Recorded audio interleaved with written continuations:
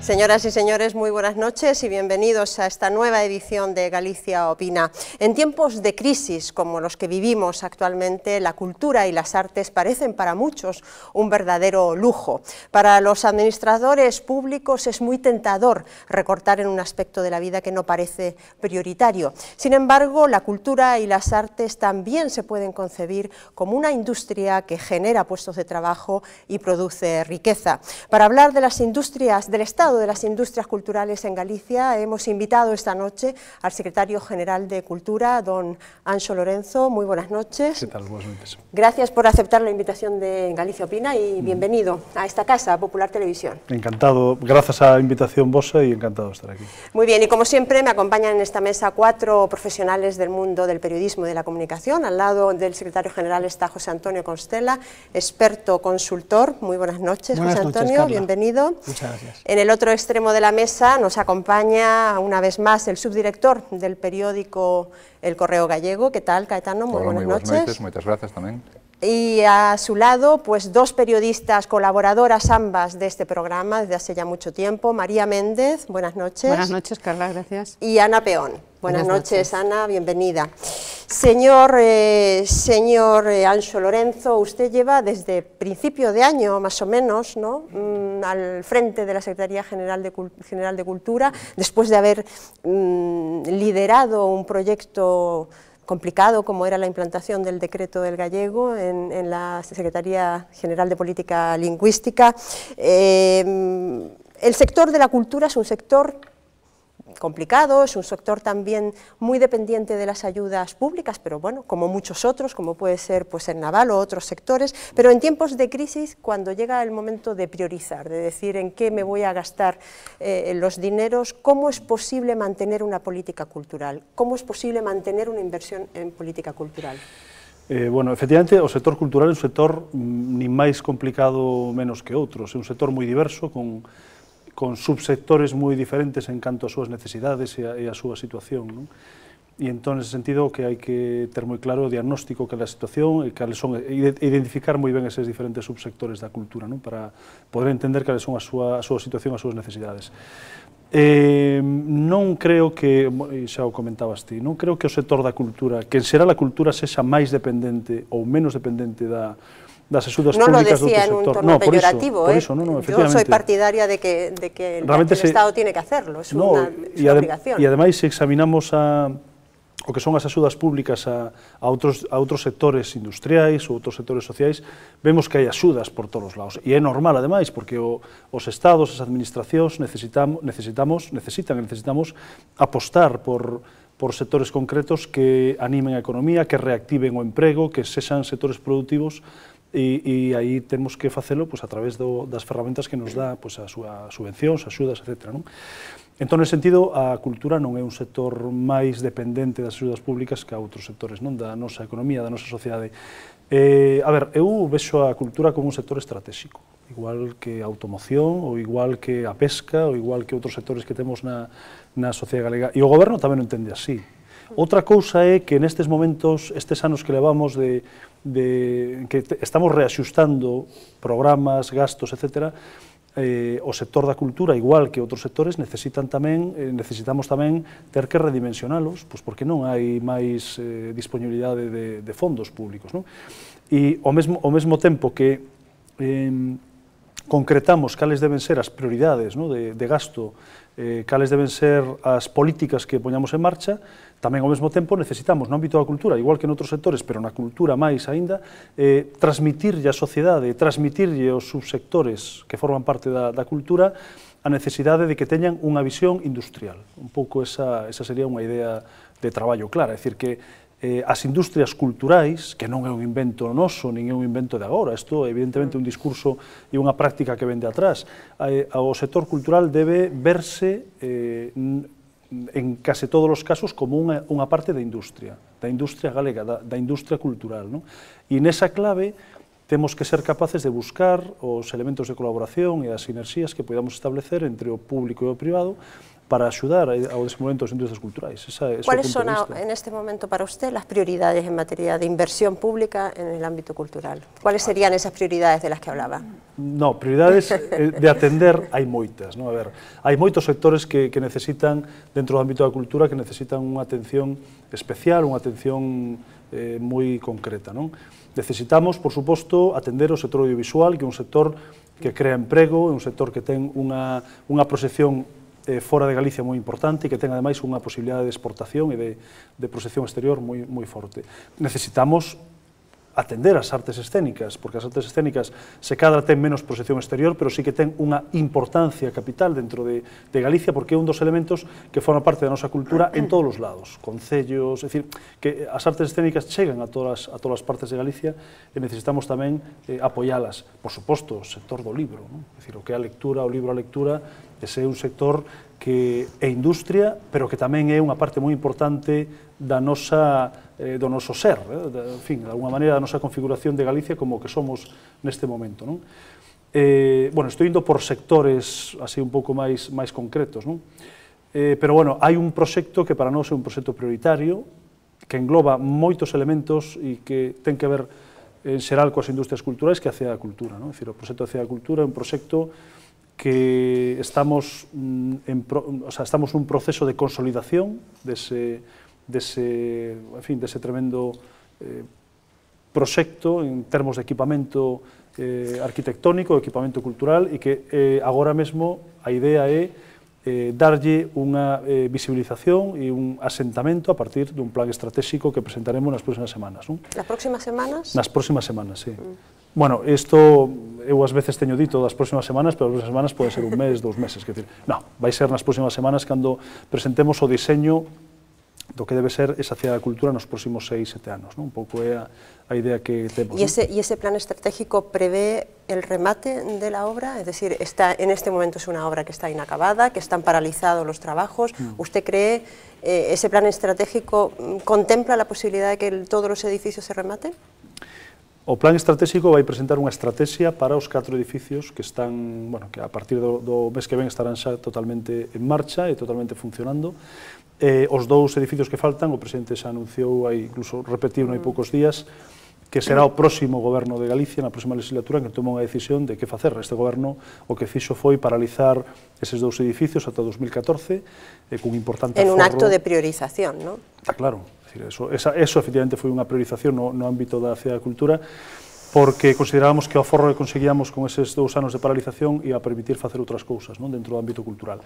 Será o próximo goberno que determine que se fai con esa proposta de 2 edificios, que se fai con ese espazo físico que na Cidade da Cultura neste momento está sen ocupar. ¿Cómo se puede rentabilizar la Ciudad de la Cultura económicamente y socialmente también, con todas las críticas que le han llovido desde hace ya muchísimos años? ¿Cómo se puede rentabilizar económica y socialmente en un momento donde realmente el gasto está contenido? A ver, a primeira idea con respecto á Cidade da Cultura, desde o meu punto de vista, ten que ser a de que a Cidade da Cultura representa un catalizador das industrias culturais de Galicia, eso en primeiro lugar, é dicir que a Cidade da Cultura debe contemplarse máis en termos de investimento que de gasto, porque realmente o que estamos facendo é investir nas industrias culturais de Galicia. Tamén estamos investindo en imaxe, que é moi importante tamén, é dicir, de imaxe cara fora, porque evidentemente o que se fai na Cidade da Cultura e o propio contido, equipamento cultural que hai ali e equipamento arquitectónico é un valor, é un elemento que tamén nos proxecta fora de Galicia, o sea que tamén debemos velo desde ese punto de vista. E despois, como conseguir máis rendemento de cara ás industrias culturais de Galicia desde a Cidade da Cultura? Pois, na miña opinión, e un pouco seguramente vai ser o que estea detrás do plan estratégico, vai ser proxectar unha visión da Cidade da Cultura non como un simple lugar de consumo cultural, non como un lugar onde hai un investimento cultural para mostrar ou para que a sociedade galega e para que xente de todos os lados realicen actividades, senón que ten que ser algo máis, e ese algo máis ten que, na miña opinión, ten que vir dado por vincular tres sustantivos que son cultura, empresa e innovación tecnolóxica, tecnoloxía, é dicir, eses serían os tres elementos fundamentais que teñen que estar presentes na Cidade da Cultura e que teñen que visualizarse no plan estratégico. Hablaba usted hace un momento de la importancia estratégica del sector audiovisual, que efectivamente es un sector que nos da premios tanto en Galicia como fuera de ella. El sector audiovisual es un sector potente en Galicia, muy reconocido y que lleva desde la época del bipartito reclamando un órgano único que le atienda. Entiendo que el Consorcio Audiovisual de Galicia, que era uno de los entes que tenía competencias sobre todo en materia de promoción exterior para el sector audiovisual gallego, desaparece o se integra en la Agencia de Industrias Culturales, Agadic, ¿no?, que usted dirige. ¿Quiere esto decir que Agadic va a ser esa ventanilla única para el sector audiovisual o el sector audiovisual va a tener un órgano específico? No, o que anunciamos no seu momento e o que estamos procedendo a facer é a eliminar o Consorcio Audiovisual, a liquidar ese consorcio, para conseguir que todas as funcións vinculadas co ámbito audiovisual, desde a Xunta de Galicia, estean funcionando en Agadic. Agadic vai ter un departamento audiovisual que vai concentrar todas as fases, digamos, que teñen que ver coa industria audiovisual, coa produción, coa postproducción, todo o que ten que ver con difusión, exhibición, e, por suposto, a proxección internacional tamén. Esa era unha demanda do sector, unha demanda que, por diferentes motivos, atendemos agora neste remate de legislatura, pero que en realidad era unha demanda porque non acababa de funcionar ben esa duplicidade de organismos atendendo o mesmo sector. Hai que ter en conta que no sector audiovisual, ademais da Xunta, está a Televisión de Galicia, a Corporación de Radio e Televisión de Galicia, que é unha parte fundamental da estrategia do audiovisual, e nese sentido creo que con esta reforma no tocante a Xunta de Galicia simplificamos moitísimo o panorama con respecto ao audiovisual. Agadic es el órgano que entiendo gestiona las ayudas a todo el sector cultural. Desde Agadic existe el compromiso, hay una garantía de que todos los sectores culturales, incluido el audiovisual, pero las artes escénicas, el libro o la música, puedan seguir contando con el apoyo como hasta ahora de la Xunta de Galicia? No seguimos. ¿Cree usted que va a haber más recortes ahí? No seguimos, agardo que non, no seguimos implicados en facer de Agadic, ou mellor dito, a través de Agadic, de facer unha estrategia e unha política de promoción das industrias culturais en todas as súas diferentes facetas e todos os diferentes sectores que conforman as industrias culturais. Presentamos hai pouco, aínda, a convocatoria deste ano das axudas, por exemplo, no caso da produción e coproducción, é dicir, case 3 millóns de euros, 2.900.000, que é algo, además, é a mesma cantidade do ano pasado, é dicir, que efectivamente, en outros casos tivemos que recortar, tivemos que axustar un pouquiño as cantidades nos programas e nas subvencións, pero no caso da produción e na coproducción de audiovisual é a mesma cantidade do ano pasado, é dicir, case 3 millóns de euros. Ou presentamos tamén a convocatoria das artes escénicas, máis de 1.200.000 euros. É dicir, que seguimos facendo, seguimos impulsando aquelas liñas de subvención nestes momentos a través da Agadic que consideramos prioritarias e que ademais que vemos que responde a unha necesidade do sector. Evidentemente, para non ser ni moito menos triunfalista, efectivamente, outras liñas temos que eliminalas.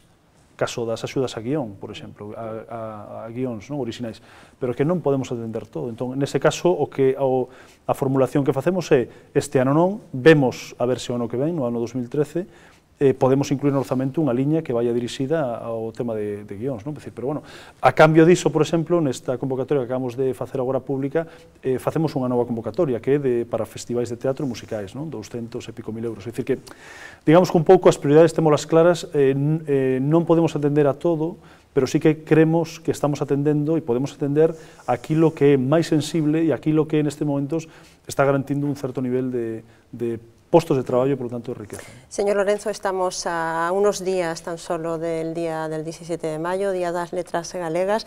El presidente de la Real Academia Gallega hace unas semanas se quejaba de un trato discriminatorio en los presupuestos generales del Estado en cuanto a sus presupuestos. Se le había practicado una rebaja cercana a un 60% inicialmente, cuando a las otras comunidades autónomas como Cataluña o el País Vasco se hablaba de una rebaja del 20%. Ha habido todos los grupos presentes en el Congreso, liderados también un poco por el Partido Popular y por la propia Xunta, han presentado enmiendas que se estaban discutiendo ayer y hoy mismo en el Congreso, en la Comisión de Cultura del Congreso de los Diputados, para que haya un aumento en esos presupuestos. Esa decisión ya está, ese problema con la Real Academia y con sus presupuestos está resuelto. ¿Vamos a tener paz en el Día das Letras? No, pero paz vai haber igual, vai haber sempre, decir, a ver, a relación institucional... Es una forma de hablar. A relación institucional... Había un pouco de tensión, ¿no? A ver, a relación coa Academia é unha relación institucional perfecta, temos unhas canles de diálogo permanentes, abertas, cando se soubo que nos orzamentos de Estado pues, había esta situación asimétrica, con respecto ás academias vasca e a Academia de Cataluña, pues inmediatamente contactamos con eles contactaron connosco e pusémonos a traballar para solucionalo, porque, a ver, o ano pasado, eu creo que é importante facer un poquinho de memoria, o ano pasado, por primeira vez nos orzamentos do Estado, consignouse unha cantidade singular para a Real Academia Galega. Durante todos estes anos atrás, ata o ano 2011, había cantidades moi pequenas, ínfimas, en comparación co que recibían, ou en comparación co que recibían os vascos e os cataláns. O ano pasado, por fin, houve un certo nivel de equiparación, e entón este ano... Estamos hablando de casi 700.000 euros, ¿no? Por aí, sí, efectivamente. E resulta que este ano, cando se formalizaron os orzamentos deste ano 12, pues efectivamente houve esa consignación asimétrica, e entón aí inmediatamente pues, foi cuestión de facerlle ver ao Goberno Central que había pues, unhas contas mal sumadas, mal votadas, e que había que votalas ben, e aí por parte do Goberno Central houve absoluta receptividade para efectivamente darse conta de que había que manter a mesma proporcionalidade que había xa nos orzamentos do ano pasado. Non? E aí está, eu se supoño que no Congreso, na Comisión de Cultura, vaise proceder a solucionar este problema. Pero eu quero deixar moi claro que en todo momento, desde o comezo desta legislatura, a relación coa Academia foi unha relación fluida, unha boa comunicación e de feito, bueno, están aí os feitos, non? É dicir, incluso, bueno, eu creo que desde a propia Xunta de Galicia, a pesar destas dificultades destes anos, pues estamos mantendo un compromiso de axuda á Academia para que poda desenvolver as súas actividades moi importante, non? Como facemos tamén con outras academias e como facemos tamén con outros organismos e outras fundacións, pero, bueno, tendo en conta que no caso da lingua e da cultura, pues a Real Academia Galega é unha institución de referencia. ¿No? Bien, como le decía, mis compañeros están deseando hacer preguntas. José Antonio, adelante. Muchas gracias. Bueno, yo tengo fama en esta mesa de ser muy preguntón y uno no puede hacer menos que hacer gracia a esa fama, ¿no? Por tanto, yo tengo dos preguntas. Entonces, la primera es verdad que estamos en unos momentos en los que no abunda la gracia del dinero, hay que recortar lo inrecortable y más, y en esto yo creo que nadie puede por menos que estar de acuerdo, pero a mí me preocupan esas entidades culturales pequeñas, ¿no? Esas asociaciones de pueblo, esas asociaciones de fiestas, esas que tienen una dimensión muy pequeña. Para ellos es muy importante, porque trabajan en ambientes locales muy concretitos. ¿Va a haber convocatoria de subvenciones? ¿Habrá posibilidad de ayudar a estas entidades pequeñas, que pequeñas cantidades de dinero les resultan enormemente satisfactorias? Esta una. Y luego, por incidir un poco en lo del sector audiovisual que apuntaba nuestra moderadora, Carla, yo creo que es un sector importante, que tiene para mí una dimensión estratégica, pero yo aprecio que es un sector que está tremendamente endeudado, ha pasado unos años en los que han intentado abarcar proyectos culturales, proyectos muy amplios, ¿no? Que les han traído algunas dificultades de financiación. Entonces, un poco preguntarle, para el Gobierno, el sector audiovisual, ¿qué es prioritario, ¿no? La internacionalización, la creación de contenidos digitales, en fin, un poco esto. Con respecto a este último tema, con a cuestión do audiovisual, a ver, en xeral para nós, para o Goberno, e tamén no ámbito da cultura, a proxección exterior de internacionalización é fundamental. Quero dicir, todo o que é levar fora o noso produto cultural, da mesma forma que levamos os editores, non? Para que poidan facer negocio fora, ou a través da asistencia a feiras, pois tamén no caso audiovisual estáse facendo un esforzo tamén, en colaboración co IGAPE, por certo, non? De unha maneira, ademais, un proxecto moi interesante para conseguir que, para levar, para colaborar en que os produtores audiovisuais estean presentes nas feiras fundamentais e nos lugares onde se pode facer negocio, onde se pode vender. A venta de contidos, difusión. Claro, e onde incluso tamén se pode chegar a novos acordos de colaboración, novas coproduccións, non? Entón, nese sentido, para nós, este é un terreo no audiovisual fundamental. Evidentemente, que os nosos produtores teñan ideas, teñan boas ideas, incluso que teñan proxectos de éxito, isto é algo que nos podemos facilitar ese camiño, pero que en definitiva ten que sair un pouco dos propios proxectos, das propias empresas.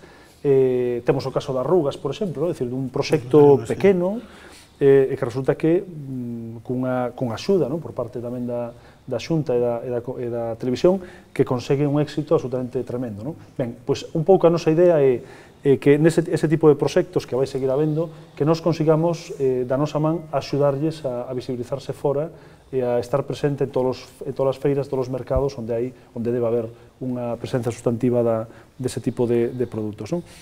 E concordo na primeira pregunta na cuestión do asociacionismo cultural, é dicir, contra o que poida parecer, o que lle poida parecer a algúns, en Galicia hai unha actividade cultural tremenda, todos os días, hai un sustrato de actividades, entidades, asociacións, fundacións, a nivel de concello, a nivel máis xeral, máis global, enorme, grandísima. Nos, en principio, este ano a idea é manter a orde de subvencións para asociacións, entidades e fundacións sen ánimo de lucro, porque creemos que é unha vía de insertar recursos en un tecido asociativo, como efectivamente, tremendamente denso e tremendamente intenso. Pero tamén é certo que, independentemente de que haxa ou non esa liña de axudas, un pouco a nosa idea é buscar a máxima colaboración posible co asociacionismo cultural para poder, xa digo, haxa ou non haxa orde de subvencións, axudar en temas concretos. Ás veces pode ser, por exemplo, neste momento onde hai dificultade para moitas asociacións, a hora de reunirse, porque se está cobrando por todos os lados, poder ofrecer seguramente locais da Administración Autonómica para que se poidan facer reunións e que sen cobrar absolutamente nada, ou, por exemplo, moitas veces a nosa axuda pode ir da man de colaborar en publicacións, en fin, cuestións que complementen o traballo, como digo, e efectivamente moi intenso que se fai no asociacionismo cultural en Galicia. Caetano, adelante. Grazas.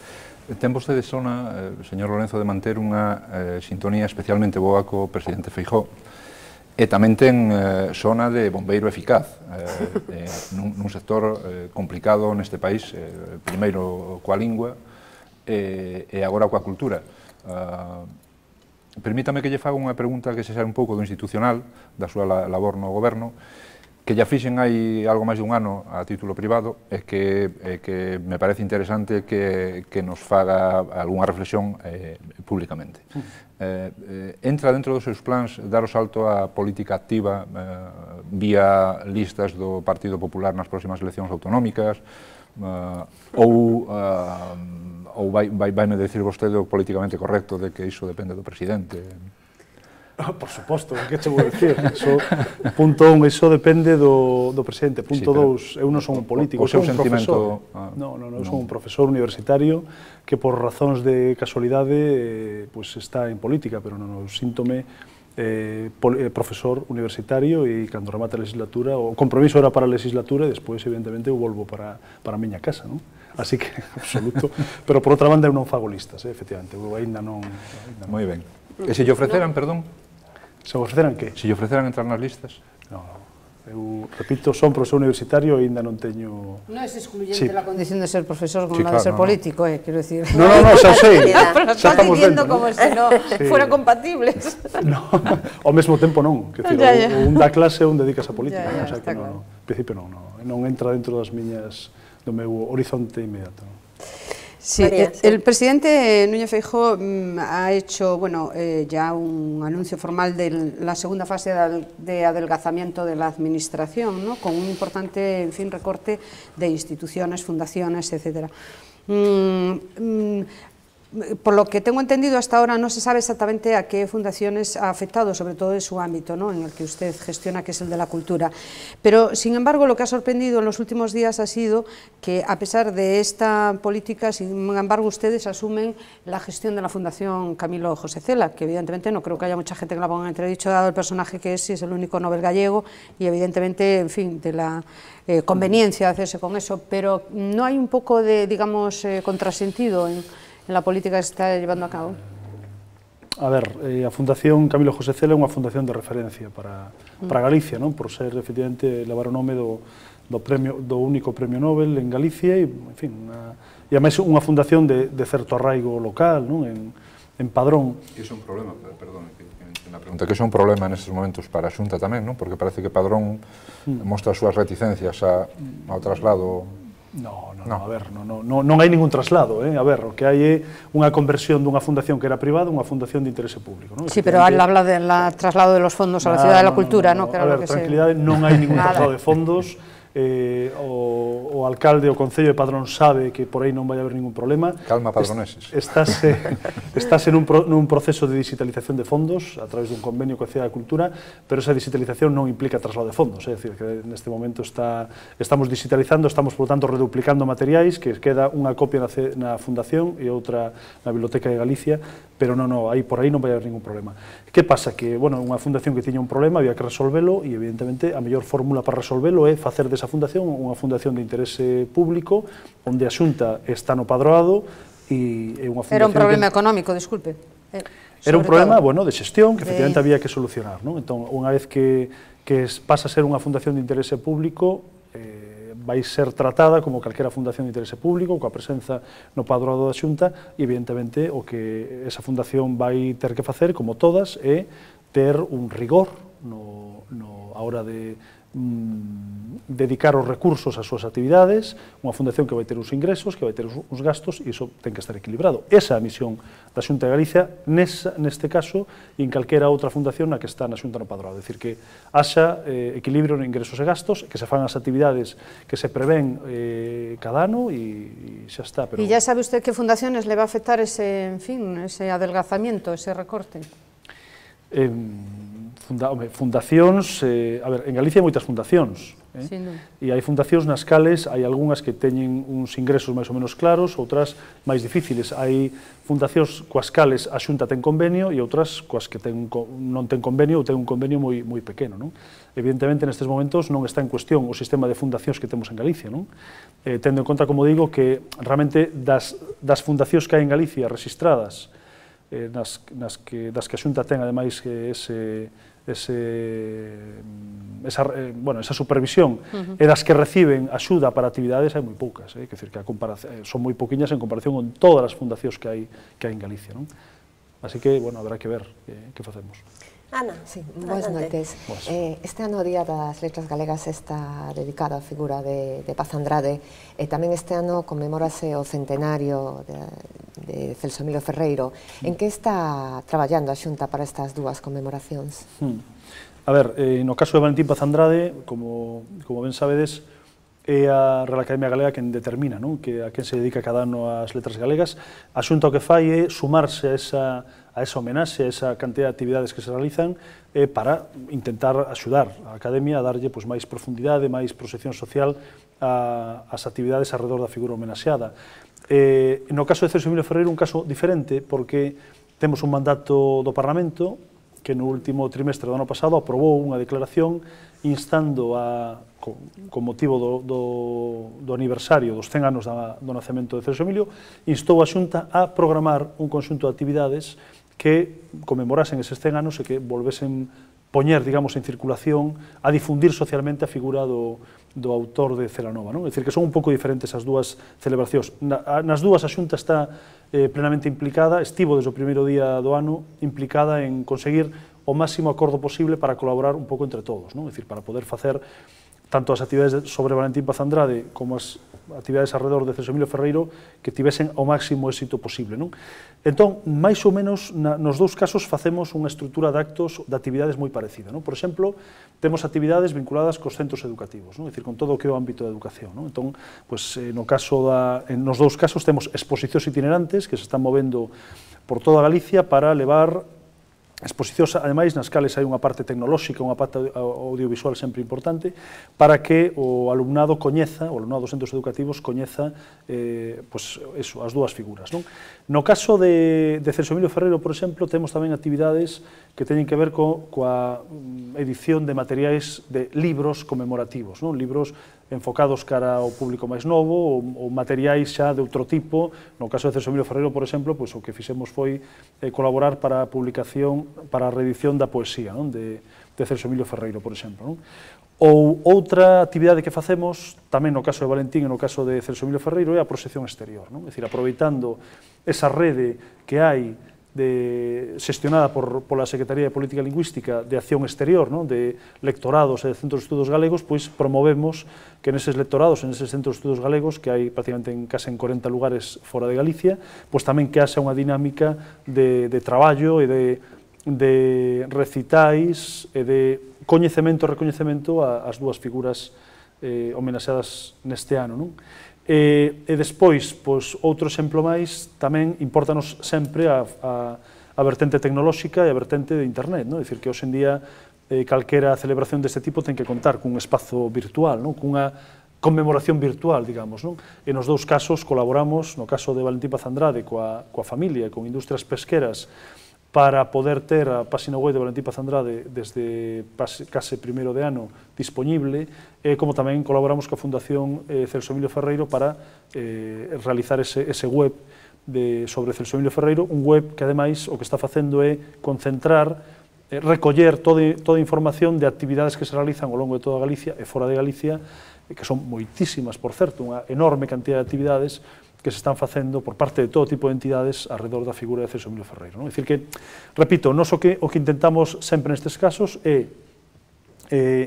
facer a nosa programación por unha banda propia da Xunta de Galicia, neste caso cunha colaboración moi estreita entre política lingüística e cultura, e por outra banda, poñernos a disposición e colaborar con outro tipo de entidades coas cales pensamos que debemos entrar en colaboración para darlle a máxima difusión posible estas iniciativas. No caso de Celso Emilio Ferreiro coa Fundación, que leva o fillo de Celso Emilio con Luis Ferreiro, e no caso de Valentín Paz Andrade coa familia de Valentín Paz Andrade. O presidente de la Xunta estará presente en los actos en Vigo, tengo entendido, Sí, por suposto, claro, sí. Aparte, nos actos do 17 de maio hai unha parte que ten que ver co Concello, onde se fai o acto, neste caso o Concello de Vigo, o acto institucional da Academia, e depois temos un acto que organiza a Xunta de Galicia no colexio, no centro educativo que ten o nome de Valentín Paz Andrade en Vigo.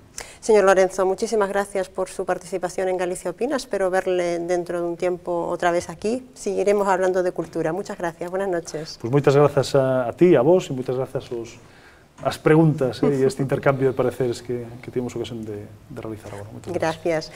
A todos ustedes, no se vayan, volvemos en 2 minutos, hacemos una pequeña pausa y seguimos con la actualidad de la jornada. Hasta ahora mismo. Gracias.